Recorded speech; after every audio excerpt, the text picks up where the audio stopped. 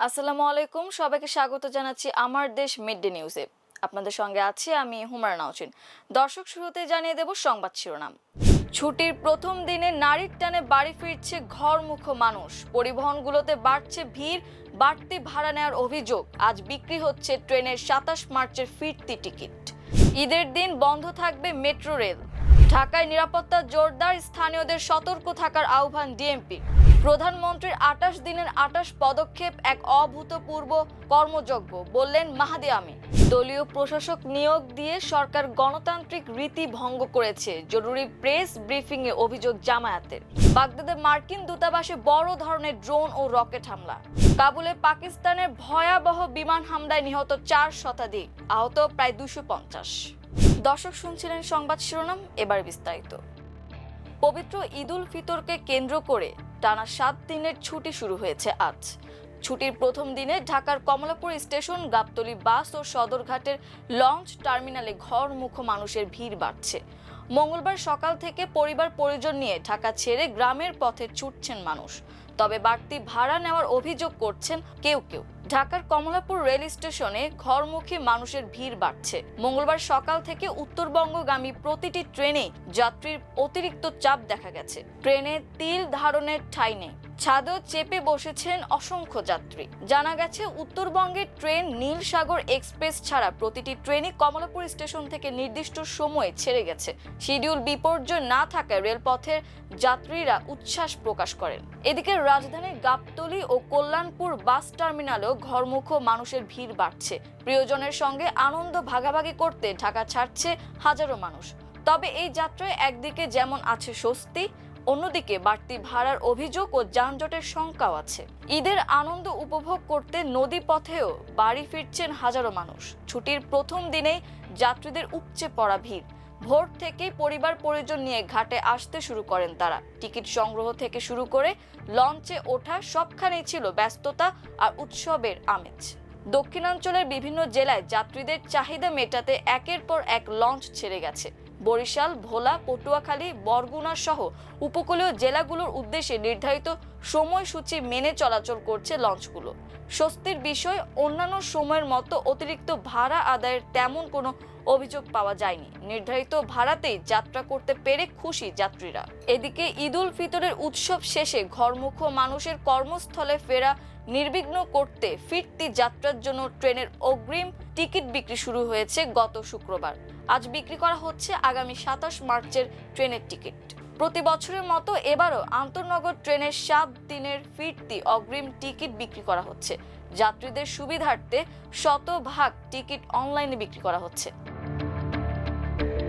সরকারি গণপরিবহন হওয়ায় জনসাধারণের স্বার্থে ঈদ উল ফিতরের ছুটির মধ্যে শুধু ঈদের দিন মেট্রো রেল চলাচল বন্ধ থাকবে বলে জানিয়েছে পরিচালনাকারী প্রতিষ্ঠান Dhaka mass transit company limited DMTCL। প্রতিষ্ঠানটির পরিচালক AKM খায়রুল আলমের ১৬ মার্চ স্বাক্ষরিত অফিস আদেশে এ তথ্য জানা যায়। আদেশে বলা হয়, পবিত্র ঈদ উল ফিতর উপলক্ষে শুধুমাত্র ঈদের দিন মেট্রো রেল চলাচল বন্ধ থাকবে। ঈদের পরের দিন থেকে যথারীতি নির্ধারিত সময়সূচি অনুযায়ী মেট্রো রেল চলাচল করবে। রাজধানী ঢাকায় আসন্ন ঈদ উল ফিতর উপলক্ষে নিরাপত্তা ব্যবস্থা জোরদার করা হয়েছে। যে কোনো এলাকায় অপরিচিত ব্যক্তির সন্দেহজনক আনাগোনা, বারবার মোটর সাইকেলে ঘোরাফেরা কিংবা অস্বাভাবিক জমায়েত দেখলে স্থানীয়দের সতর্ক থাকার আহ্বান জানিয়েছেন ঢাকা মেট্রোপলিটন পুলিশ DMPর ভারপ্রাপ্ত কমিশনার মোহাম্মদ সরোয়ার। তিনি বলেন, জনসংখ্যার তুলনায় পুলিশের সংখ্যা তুলনামূলক কম, তবু সীমিত জনবল নিয়ে দেশের কল্যাণ, জনগণের নিরাপত্তা এবং অপরাধ দমনে পুলিশ সর্বোচ্চ চেষ্টা চালিয়ে যাচ্ছে। এক্ষেত্রে জনগণের সম্পৃক্ততা গুরুত্বপূর্ণ। তিনি যে কোনো এলাকায় হঠাৎ নতুন বা অপরিচিত লোকজনের সন্দেহভাজন আনাগোনা, বারবার মোটর সাইকেল নিয়ে ঘোরাফেরা কিংবা কোনো স্থানে অচেনা লোকজনদের অস্বাভাবিকভাবে জড়ো হয়ে আলোচনা করার মতো পরিস্থিতি দেখা গেলে স্থানীয় বাসিন্দাদের সতর্ক থাকার পাশাপাশি একত্রিত হয়ে এমন অবস্থায় তাদের পরিচয় ও উদ্দেশ্য সম্পর্কে জানার চেষ্টা করার আহ্বান জানিয়েছেন। প্রধানমন্ত্রী তারেক রহমানের ২৮ দিনের ২৮ পদক্ষেপের কথা উল্লেখ করে একে এক অভূতপূর্ব কর্মযজ্ঞ বলে বর্ণনা করেছেন তার উপদেষ্টা মাহাদি আমিন। আজ সকালে নিজের ফেসবুকে এক স্ট্যাটাসে প্রধানমন্ত্রীর ২৮ পদক্ষেপের কথা তিনি তুলে ধরেন। মাহাদি আমিন বলেন, আজ ১৭ মার্চ, ঠিক 1 মাস আগে জনগণের ভোটে নির্বাচিত মাননীয় প্রধানমন্ত্রী তারেক রহমানের নেতৃত্বে বিএনপি সরকার গঠন করে। মাত্র 28 দিনের রাষ্ট্র পরিচালনার প্রতিটি মুহূর্তে তিনি নির্বাচনী অঙ্গীকার পূরণে নিরলসভাবে কাজ করেছেন। এই পদক্ষেপগুলো শুধু প্রশাসনিক কার্যক্রম নয়, এটি জনগণের প্রতি দায়বদ্ধতার স্পষ্ট প্রতিফলন।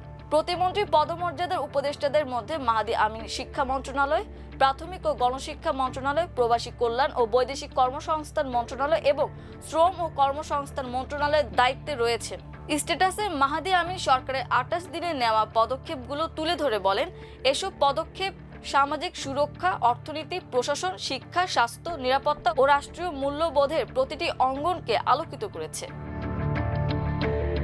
সিটি কর্পোরেশন ও জেলা পরিষদে প্রশাসক নিয়োগ দিয়ে সরকার গণতান্ত্রিক রীতিকে ভঙ্গ করেছে বলে মন্তব্য করেছেন জামায়াত ইসলামীর সহকারী সেক্রেটারি জেনারেল মাওলানা আব্দুল হালিম। মঙ্গলবার দুপুরে মগবাজারে জামায়াত ইসলামের কেন্দ্রীয় কার্যালয়ে আয়োজিত জরুরি প্রেস ব্রিফিংয়ে দলের পক্ষ থেকে সরকারের এই সিদ্ধান্তের তীব্র নিন্দা ও প্রতিবাদ জানান তিনি। মাওলানা আব্দুল হালিম বলেন, জাতীয় নির্বাচনের পর জনগণের প্রত্যাশা স্বাভাবিকভাবেই স্থানীয় নির্বাচন হওয়ার কথা, কিন্তু আমরা এখন দেখতে পাচ্ছি যে সরকার 11টি সিটি কর্পোরেশনে প্রশাসক নিয়োগ দিয়েছে। এই প্রশাসকরা হলেন তাদের দলীয় নেতাকর্মী এবং যারা নির্বাচনে হেরেছেন। তিনি বলেন, হার জিত থাকবেই, কোনো ব্যক্তিকে টার্গেট করে কথা বলছি না। আমাদের বক্তব্য হলো সরকার গণতান্ত্রিক ধারাবাহিকতার ওপর আঘাত করেছে। সরকার অপেক্ষা করতে পারত। সরকার 11টি সিটি কর্পোরেশনের প্রশাসক নিয়োগ দিয়ে জনগণের মতামত ও জুলাইয়ের স্পিডকে অবজ্ঞা প্রদর্শন করেছে। মাওলানা আব্দুল হালিম বলেন, 15 মার্চ 42টি জেলা পরিষদের প্রশাসক নিয়োগের ঘোষণা দিয়েছে সরকার। জামায়াত ইসলামী 7টি জেলায় নিরঙ্কুশ বিজয় লাভ করেছে। 6টি জেলায় একটি ছাড়া সব আসন পেয়েছে। অথচ সরকার 42টি জেলায় তাদের দলীয় লোক নিয়োগ দিয়েছে। তারা বিশিষ্ট ব্যক্তি হলে ভিন্নভাবে চিন্তা করার ছিল, কিন্তু যারা বিপুল ভোটে হেরেছেন এটা এক ধরনের হাস্যকর বিষয়। তিনি বলেন, সোমবার 7টি বিশ্ববিদ্যালয়ের ভাইস চ্যান্সেলর পরিবর্তন করা হয়েছে। উচ্চশিক্ষা কর্তৃপক্ষ ইউজিসির চেয়ারম্যান পরিবর্তন করা হয়েছে। তাদের কোনো ধরনের যোগ্যতার ঘাটতির কারণ বোঝাতে পারলে আমরা মেনে নিতাম, কিন্তু পদত্যাগ করিয়ে যিনি দলীয় প্রার্থীর পক্ষে পোস্টারিং, ক্যাম্পেইন ও দলীয় নেতাদের সঙ্গে মিটিং করেছেন তাকে দেশের সর্বোচ্চ বিদ্যাপীঠ ঢাকা বিশ্ববিদ্যালয়ের ভাইস চ্যান্সেলর নিয়োগ করা হয়েছে। এর মাধ্যমে সরকার দলান্ধ লোকদের পোস্টিং দিয়ে খুশি করার ব্যবস্থা নিয়েছে, যেটা নিন্দনীয় এবং জুলাইয়ের স্পিরিট মেধার অবমাননা। মেধার ভিত্তিতে বিশ্ববিদ্যালয়ের ভাইস চ্যান্সেলর নিয়োগ হবে, এটা আমরা চাই, কিন্তু দলীয় পরিচিতি আর দলীয় সমর্থক হওয়া, যারা দলীয় প্রতিনিধিত্ব করেছে, নির্বাচনে প্রার্থী হওয়ার জন্য পোস্টারিং করেছে, এসব লোকদের বিশ্ববিদ্যালয়ের ভাইস চ্যান্সেলর নিয়োগ করে সরকার জুলাই স্পিরিটের বিরুদ্ধে বার্তা দিয়েছে বলে মনে করি। চলমান যুদ্ধের মধ্যে এবার ইরাকের রাজধানী বাগদাদে অবস্থিত মার্কিন দূতাবাস লক্ষ্য করে বড় ধরনের ড্রোন ও রকেট হামলা চালানো হয়েছে বলে জানিয়েছেন দেশটির কর্মকর্তারা। বার্তা সংস্থা এএফপির প্রতিবেদন অনুযায়ী ইরাকের একজন নিরাপত্তা কর্মকর্তা বলেছেন, 3টি ড্রোন ও 4টি রকেট দিয়ে দূতাবাসে এই হামলা চালানো হয়। এর মধ্যে অন্তত একটি ড্রোন দূতাবাস প্রাঙ্গণের ভেতরে আছড়ে পড়েছে। একজন প্রত্যক্ষদর্শী জানান, দূতাবাস চত্বরে বিস্ফোরণের পর সেখান থেকে কালো ধোঁয়ার কুণ্ডলী পাকিয়ে উঠতে দেখা গেছে। এ সময় আকাশ প্রতিরক্ষা ব্যবস্থা আরেকটি ড্রোনকে মাঝপথে রুখে দেয়। এর কয়েক ঘন্টা আগে দূতাবাসে আরও একটি রকেট হামলা নস্যাৎ করে দিয়েছিল দেশটির আকাশ প্রতিরক্ষা ব্যবস্থা। নিরাপত্তা কর্মকর্তাদের বরাত দিয়ে বার্তা সংস্থা রয়টার্স জানিয়েছে, চলমান ইরান যুদ্ধে ইরাকে মার্কিন স্থাপনাগুলো লক্ষ্য করে হামলা শুরু হওয়ার পর থেকে এটিই ছিল দূতাবাসে চালানো সবচেয়ে শক্তিশালী বা তীব্র আক্রমণ। এ অভিযানে অন্তত 5টি ড্রোন ব্যবহার করা হয়েছে। রয়টার্স আরও জানায়, বাগদাদের জাদরিয়া এলাকায় শিয়া মিলিশিয়াদের জোট পপুলার মোবিলাইজেশন ফোর্সেস এর সদর দপ্তর হিসেবে ব্যবহৃত একটি বাড়িতেও 2টি বিমান হামলা চালানো হয়েছে। নিরাপত্তা সূত্রগুলো বলছে, ওই হামলায় অন্তত 2 জন নিহত হয়েছেন। এছাড়াও ইরাকের রাজধানী বাগদাদে একটি হোটেলের কাছে একটি ড্রোন বিস্ফোরণে আগুন লেগেছে। স্থানীয় পুলিশের মতে, আল রশিদ হোটেলের কাছে এই ঘটনার ফলে সম্পদের ক্ষতি হয়েছে। পুলিশ জানিয়েছে, নিরাপত্তা বাহিনী এলাকাটি ঘিরে ফেলেছে এবং রাস্তাগুলো বন্ধ করেছে। এদিকে লেবাননের দক্ষিণাঞ্চলে ইসরায়েলি এক সেনা আহত হয়েছে। ইসরায়েলের সংবাদ মাধ্যম হারেটস জানিয়েছে, ইসরায়েলি বাহিনী ওই এলাকায় স্থল অভিযান চালানোর সময় গিফতি ব্রিগেডের ওই সেনা আহত হন। একই এলাকায় ইসরায়েলি বিমান হামলায় অন্তত 11 জন লেবানিজ আহত হয়েছেন বলে জানিয়েছে দেশটির জনস্বাস্থ্য মন্ত্রণালয়। লেবাননের ন্যাশনাল নিউজ এজেন্সি এনএনএ জানিয়েছে, বিনত জবেল জেলার সাকরা শহরে ইসরায়েলি অভিযানে প্রাথমিকভাবে 7 জন বেসামরিক নাগরিক আহত হওয়ার খবর পাওয়া গেছে। প্রতিবেদনে আরও বলা হয়েছে, পার্শ্ববর্তী শ্রীফা শহরে আরেকটি হামলায় 4 জন আহত হয়েছেন। মধ্যপ্রাচ্যে চলমান ইরান ইসরায়েল যুক্তরাষ্ট্রের মধ্যকার যুদ্ধের মধ্যেই এবার নতুন করে উত্তেজনা ছড়িয়েছে দক্ষিণ এশিয়ায়। আফগানিস্তান অভিযোগ করেছে, পাকিস্তান তাদের রাজধানী কাবুলে বিমান হামলা চালিয়েছে। আফগান তালেবান সরকারের উপমুখপাত্র হামদুল্লাহ ফিতরাত জানান, সোমবার রাতে কাবুলের ওমার অ্যাডিকশন ট্রিটমেন্ট হসপিটাল এ বিমান হামলার শিকার হয়েছে। প্রায় 2000 শয্যার এই হাসপাতালের বড় অংশ ধ্বংস হয়ে গেছে বলে তিনি দাবি করেন। এক প্রতিবেদনে এ তথ্য জানিয়েছে আল জাজিরা। আফগান কর্তৃপক্ষের মতে, হামলায় এখন পর্যন্ত প্রায় 400 জন নিহত এবং প্রায় 250 জন আহত হয়েছেন। উদ্ধারকারী দল ধ্বংসস্তূপে এখনো তল্লাশি চালাচ্ছে। স্থানীয় টেলিভিশনে প্রচারিত ভিডিওতে দেখা গেছে, ধ্বংসপ্রাপ্ত ভবনের ধ্বংসস্তূপে আগুন জ্বলছে এবং দমকল কর্মীরা আগুন নিয়ন্ত্রণে আনার চেষ্টা করছেন। স্থানীয় এক নিরাপত্তা কর্মী বলেন, হামলার আগে আকাশে যুদ্ধবিমান টহল দিতে দেখা যায়। তিনি বলেন, চারপাশে সামরিক ইউনিট ছিল। তারা যুদ্ধ বিমানকে লক্ষ্য করে গুলি চালানোর পর বিমানটি বোমা ফেলে এবং সঙ্গে সঙ্গে আগুন ধরে যায়। তার দাবি, হাসপাতালের চারপাশে সামরিক ইউনিট থাকলেও হামলায় নিহতরা সবাই বেসামরিক মানুষ। এর আগে আফগান স্বাস্থ্য মন্ত্রণালয়ের মুখপাত্র শরাফত জামান বলেছিলেন, পাকিস্তানের হামলায় 200 জন নিহত হয়েছেন। তিনি জানান, হামলার সময় ওই হাসপাতালে প্রায় 3000 মাদকাসক্ত চিকিৎসা নিচ্ছিলেন। তবে পাকিস্তান এসব অভিযোগ সম্পূর্ণ অস্বীকার করেছে। ইসলামাবাদের দাবি, তারা কোনো হাসপাতাল লক্ষ্য করে হামলা চালায়নি। তাদের ভাষ্য অনুযায়ী হামলার লক্ষ্য ছিল কাবুল ও পূর্বাঞ্চলের নানগাহার প্রদেশে অবস্থিত সামরিক স্থাপনা।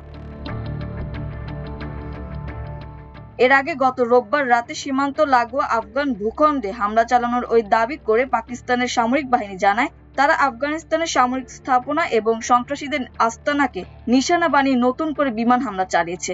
পাকিস্তানের রাষ্ট্রায়ত্ত টেলিভিশনের খবরে বলা হয়েছে, কান্দাহার প্রদেশে আফগান তালেবান ও সন্ত্রাসীদের ব্যবহৃত প্রযুক্তিগত সহায়তা অবকাঠামো এবং একটি সরঞ্জাম মজুত কেন্দ্র ধ্বংস করেছে পাকিস্তানের সামরিক বাহিনী।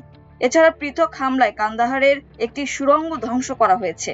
ওই সুড়ঙ্গে আফগান তালেবান ও তাদের অনুসারী নিষিদ্ধ ঘোষিত জঙ্গি গোষ্ঠী তেহরিক-ই-তালেবান পাকিস্তান টিটিপির প্রযুক্তিগত সরঞ্জাম ছিল বলে দাবি করেছে পাকিস্তান।